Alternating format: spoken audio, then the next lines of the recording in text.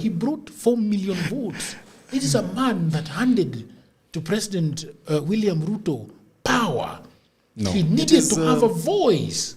It is something you say when you have a liking for him and you need to make yourself and him feel good. Okay. But the truth is that by the time President William Ruto was getting to the selection of Rigathi Gashagua, he had already done a campaign that was stretching about 9 years. And so, in truth, President Ruto had looked for his votes himself. Okay. He had traversed the mountain, he had traversed the western region, he had traversed all these parts of these countries, and the president had actually gotten his own vote. What he was actually doing is now to legitimize the vote. Because now legitimizing the vote is now where you need a figurehead of the region.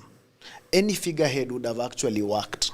And that's why I dispute the imaginations that Rigathi has always given the people, that, you know what, I was elected by the people of Kenya, and that is why I could not resign and such kind of things.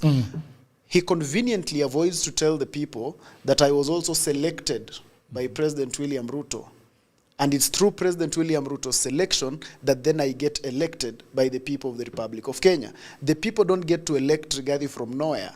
The people get to elect him after selection by President Ruto, which is actually a lone selection. Because remember, as per the stories and the narratives that we've been fed by people in Kenya Kwanza, President Ruto makes this decision alone against the wishes of the majority.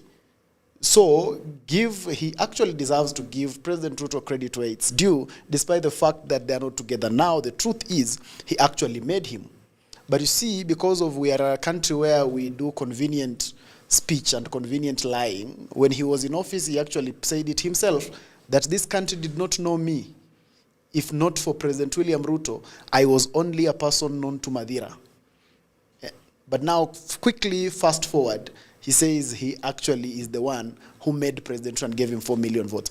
I don't agree with that school of thought. I really believe that giving credit where it's due, President William Ruto got his votes himself, the same way I believe that Raila Odinga got his votes himself in Mount Kenya, and not courtesy of Martha Karua, because the difference between the votes he got then and before was so slim. He had always gotten 1 million votes